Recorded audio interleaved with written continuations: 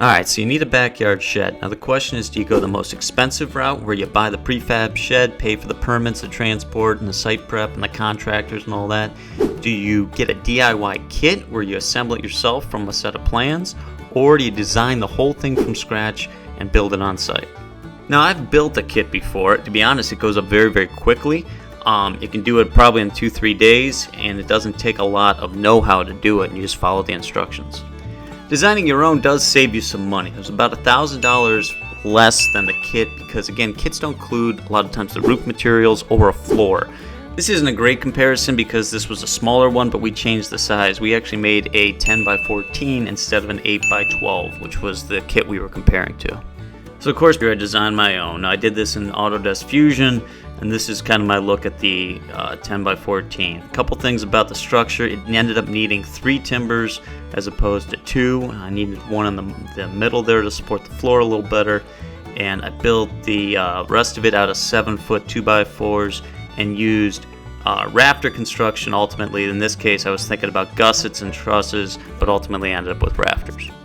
Site prep wise, we outlined about a 1-foot offset of the structure with timbers, and then filled that thing with about 8 inches of number 57 stone and tamped that thing down. And then the thing sits on skids made of treated 4x4s with a 2x4 treated 16 on center floor system. That floor system then was covered with 3/4 ply. Should have used tongue and groove, but did not. But I did buy the treated womanized plywood as opposed to standard industrial ply. Walls are composed of 7-foot 2x4s. The original plan was to do 8-foot walls, but the structure was getting a little tall, so we downsized it to 7-footers. And then obviously those were built on the deck and stood up in place and nailed down. We partially sheathed this to give the structure a little bit more rigidity with T111 style exterior siding. It's OSB on one side and a primed composite structure on the outside, which works pretty well for these structures, and I've used it in the past. We did do rafter construction with a ridge beam as opposed to trusses. I thought it was just easier to kind of one-man a lot of stuff up in place, and then we had to cut bird's mouths in those 2x4s.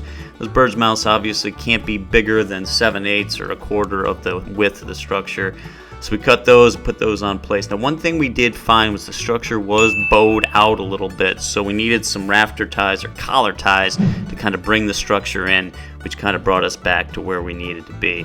And then we were able to frame that thing out and then extend out the eaves with a 6-inch overhang on the sides and I believe a 6 on the face of it.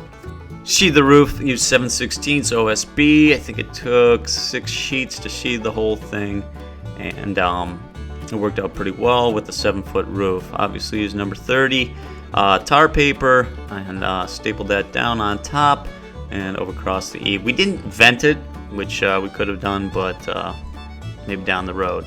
And then used a standard architectural shingle for the roof, and did starter strips and drip edge around the perimeter.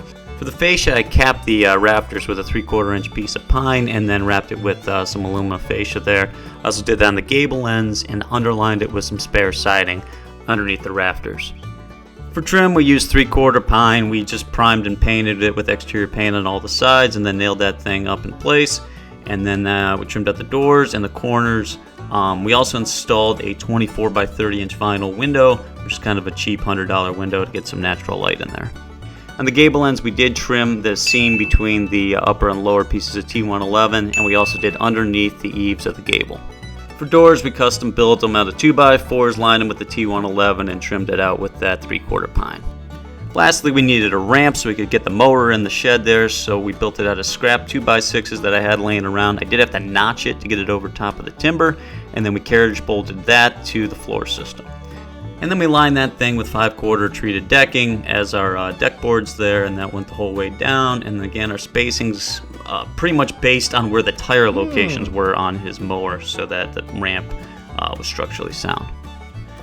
Overall, I think this thing turned out pretty well. It did take about 8 to 9 days to build as opposed to a kit build for 2 to 3. But I think what we have is a sound structure that looks pretty good.